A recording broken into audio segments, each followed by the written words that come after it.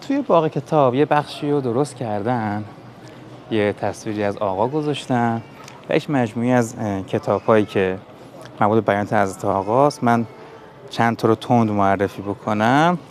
شرح حدیث مکارم اخلاق که مجموع صحبت آقا در مسجد کرامت سال 52 راجع به حدیث مکارم اخلاق. کتاب خوندل که لعل شد، مصاحبه‌ای که آقا با آذرشب داشته به زبان عربی زندگی خودشو البته از زاویه بازداشت‌ها و زندان‌ها تعریف کرده. یه خود فضاش تلخه ولی به علت اینکه خب خود گفته است و اول شخص قشنگه. البته چون زبان اول عربی بوده یک مقدار در ترجمه شاید مثلا میتونست تفاوت‌هایی هم داشته باشه.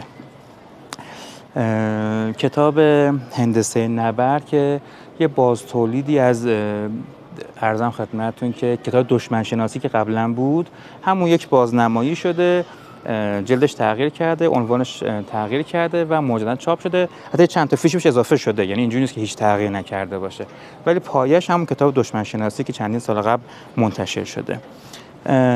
کتاب بر تبعید که روایت حضور آقا در ایران شهر و جیرفت و این حرفاست.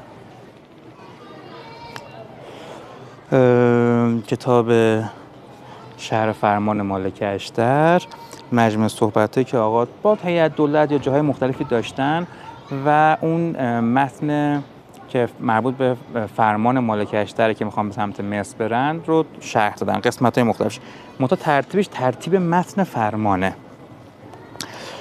کتاب عهد مشترک که یه شرحی است از خود آقا به اصطلاح روی پیامی که در اولین سالگرد ارتحال امام نوشتن، راجع به مبانی انقلاب و معارف انقلاب صحبت میکنن.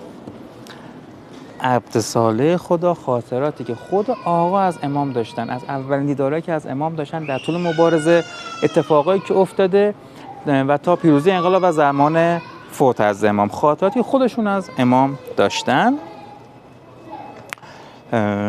انسان 250 ساله که دیگه همتون میشناسین، کتاب طرح کلی که میشناسین و همینطور خط گفتار عصر انقلاب اسلامی خیلی گفتار خوبیه، خودم سال یه بار میخونمش.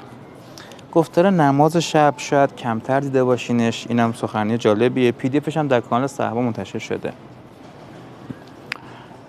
کتاب چقوک وقایع 9 دقیقه 57 مشهد که ما داریم از زاویه نگاه پسر بچه واقعی میبینیم که به خاطر جثه ریزش آقا بهش میگفته چقوک، به معنی گنجیش.